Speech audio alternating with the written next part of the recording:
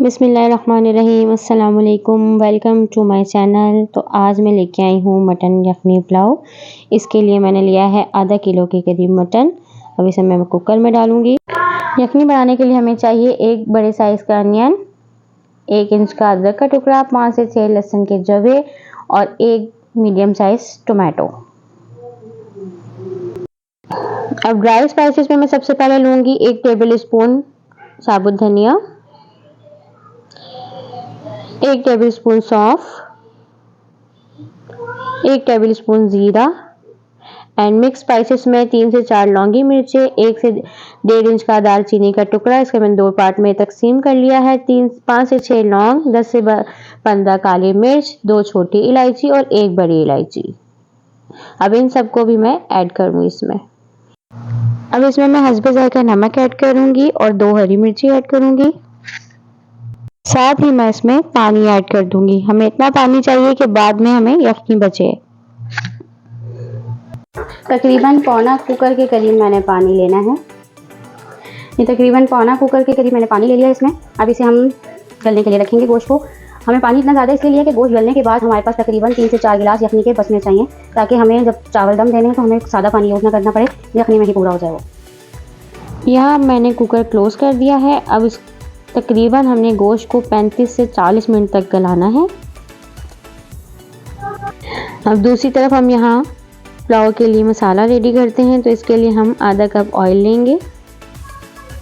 एक big size onion मैंने बारीक काट लिया था, इसे ऐड करेंगे ऑयल में और अब प्याज को गोल्डन ब्राउन होने तक हम फ्राई करेंगे। प्याज को ज़्यादा ब्राउन नहीं होने देना, बस ये लाइट ब्राउन हो। तो इसमें हमने लहसुन अदरक का पेस्ट ऐड करना है, जिसमें मैंने 3 से 4 हरी मिर्चें मिक्स करके पीस ली थी। हमने लहसुन अदरक का पेस्ट और हरी मिर्च का पेस्ट शामिल किया था। अब उसी में हमने जो यखनी में गोश्त बॉयल किया है वो मैंने सेपरेट कर लिया है। अब वो गोश्त हम इसमें शामिल करेंगे। गोश्त के साथ साथ ही मैंने ये एक बिग साइज़ का आलू लिया है, वो मैं इसमें शामिल करूँगी और इसको अच्छी तरह भूनेंगे। इसके बाद हम इसमें 3 हरी मिर्च शामिल करेंगे। भुनाई के दौरान जब हरी मिर्च की खुशबू आने लगे तो इसमें हम टोमेटो पेस्ट ऐड करेंगे। मैंने 2 मीडियम साइज़ के टमाटर लिए थे, उसकी पेस्ट बना लिया। अब मैं वो इसमें ऐड करूँगी। अब इसमें हम 1 टेबल स्पून धनिया पाउडर शामिल करेंगे। अब इसे ढककर टमाटर के मिक्स हो जाने तक हम इसे पकाएंगे। अभी टमाटर हमारे मिक्स हो चुके हैं मसाले के साथ। ये देखें आप ऑयल सेपरेट हो गया। तो अब हम इसमें आधी प्याली दही शामिल करेंगे। मैंने टोटल 1 प्याली दही ली है, लेकिन इसमें हम आधी अभी यूज़ करेंगे और आधी मैं आपको बाद में बताऊँगी कैसे यूज़ करेंगे। इसमें हमने ये तकरीबन आधी प्याली दही शामिल करनी है।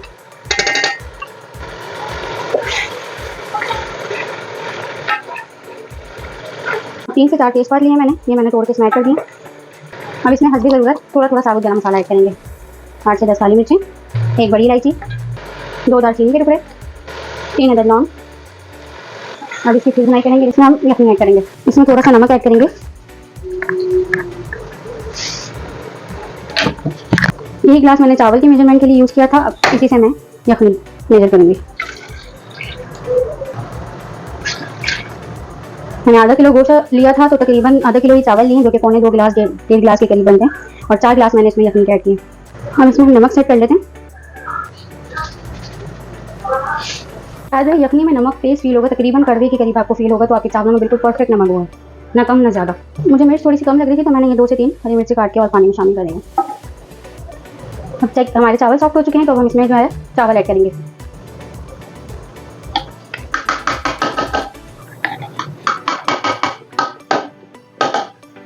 और फ्लेम हाई कर देंगे और इसको हम बस मिक्स कर देंगे हल्का सा। अब ये यखनी में एब्जॉर्ब होने लगी चावलों में। तो अब जो बाकी की मैंने आधी दही रखी थी, मैंने आपको कहा था आगे बताऊंगी कि उसे कैसे यूज़ करना है।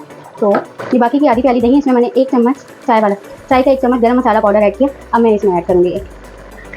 ध्यान रखिएगा कि चावल नीचे ना चिपक पाए और आप साथ साथ जो लकड़ी के चम्मच का यूज़ करिएगा, ताकि चावल जो है टूटे ना। इसको अच्छी तरह कर लें। अब ये दम के करीब पहुँच गया। अब हम इसे दम देंगे सकते हैं। अब इस तरह भी चेक कर सकते हैं कि दम के लिए रेडी है या नहीं। एक चावल लें और आप इसको देखेंगे 3 कनी हो गए, मीन्स ये 3 हिस्सों में इजीली देखें ब्रेक हो रहा है। इसका मतलब ये दम के काबिल है। कम से कम दम हमने इसे 20 मिनट का देना है। ये हमारा मटर पुलाव पक के तैयार हो चुका है। तो हल्की फुल्की गार्निशिंग कर देते हैं इसको। उम्मीद करती हूँ कि ये रेसिपी आपको ज़रूर पसंद आई होगी। अगर आपको रेसिपी अच्छी लगे तो काइंडली मेरे चैनल को सब्सक्राइब कीजिएगा, वीडियो को लाइक कीजिएगा और इस रेसिपी को अपने प्यारों के साथ ज़रूर शेयर कीजिएगा। दुआओं में याद रखिएगा। अल्लाह हाफ़िज़।